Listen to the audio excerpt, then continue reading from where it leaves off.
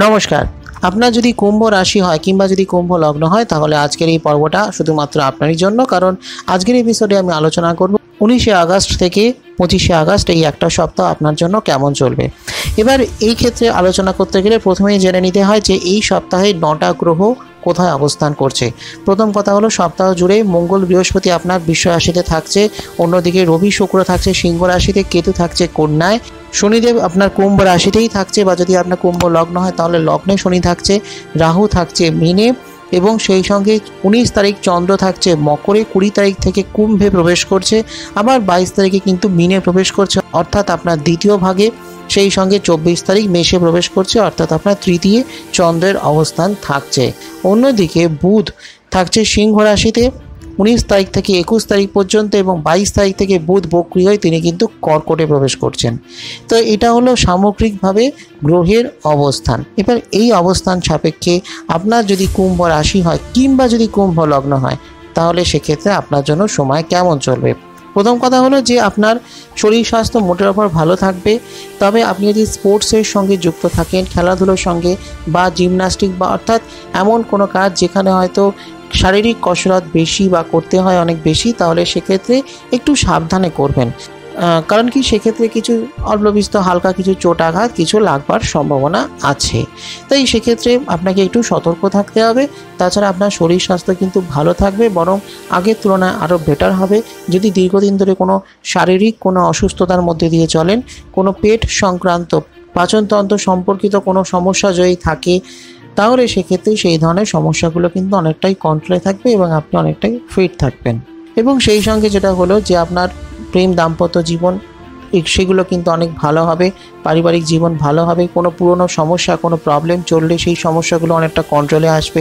বৃহস্পতির অবস্থান অবশ্যই ভালো এবং আপনি অনেকভাবে লাভবান হবেন। পারিবারিক জীবনে একটা যেমন সুপ্রভাব থাকছে বৃহস্পতি মঙ্গলের থাকার জন্য, সেই সঙ্গে অন্যদিক থেকে আপনি কর্মস্থলে কিন্তু বহুভাবেই লাভবান হতে পারবেন। আপনার অর্থনৈতিক ক্ষেত্র কিন্তু অনেকটা ভালো হবে। সেই সঙ্গে যদি আপনার রিয়েল এস্টেট বিজনেস থাকে, জমিবাড়ি সংক্রান্ত কোনো ব্যবসা থাকে, তাহলে সেই ব্যবসাগুলো অনেকটা ভালো থাকবে। এবং আপনি যে ধরনের ব্যবসাতেই থাকুন না কেন, ব্যবসায়ীদের জন্য কিন্তু সময়টা অনেকটা ভালো হবে। এবং বুধের অবস্থান এক্ষেত্রে বিশেষ তাৎপর্যপূর্ণ। বুধ কিন্তু আপনাকে অনেকভাবেই ভালো ফল দেবে।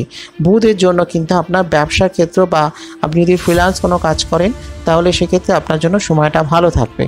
আবার যদি আপনি চাকরি করেন তাহলেও বলবো চাকরির ক্ষেত্রটা মোটের ওপর ভালোই, ধীরে ধীরে উন্নতি আসবে, কর্মজীবনে উন্নতি আসবে। চাকরি যেখানে করছেন সেখানে আপনার পদোন্নতি হওয়ার সম্ভাবনা একটা দেখাচ্ছে। আবার ধরুন আপনি চাকরি চেঞ্জ করতে চাইছেন, আরও কোনো ভালো চাকরি খুঁজছেন, তাহলে সেটা হওয়ার একটা সম্ভাবনা রয়েছে। কারণ কি যেহেতু আপনার সপ্তমপতি সপ্তমে শুক্রকে নিয়ে অবস্থান করছে, সেই সঙ্গে দশম ক্ষেত্রে যেহেতু বৃহস্পতি মঙ্গলের দৃষ্টি, এটা অবশ্যই একটা ভালো জায়গা এবং সেক্ষেত্রে একটা ভালো ফল কিন্তু আপনি আপনার কর্মজীবনে বুঝতে পারবেন।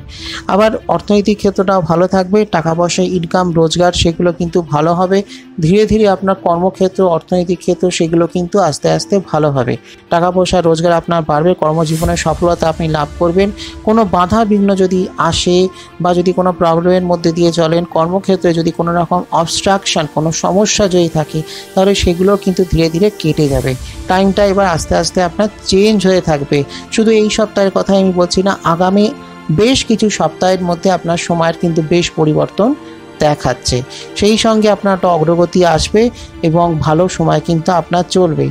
আবার যদি আমি শিক্ষার্থীদের কথা বলি তাহলেও বলবো যথেষ্ট ভালো সময়, শিক্ষাক্ষেত্র কিন্তু বেশ শুভ, যথেষ্ট উন্নতির সম্ভাবনা রয়েছে। উচ্চশিক্ষার জন্য ভালো সময়, বা বিদেশে গিয়ে পড়াশুনো বা ভালো জায়গা ভালো ইনস্টিটিউট থেকে পড়াশুনো করবার একটা সম্ভাবনা কিন্তু থাকছে।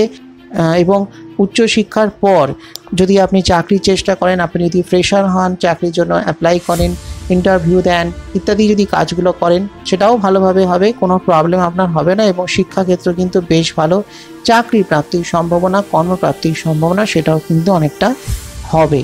মোট কথা টাইমটা ধীরে ধীরে কিন্তু আপনার ভালোই চলবে।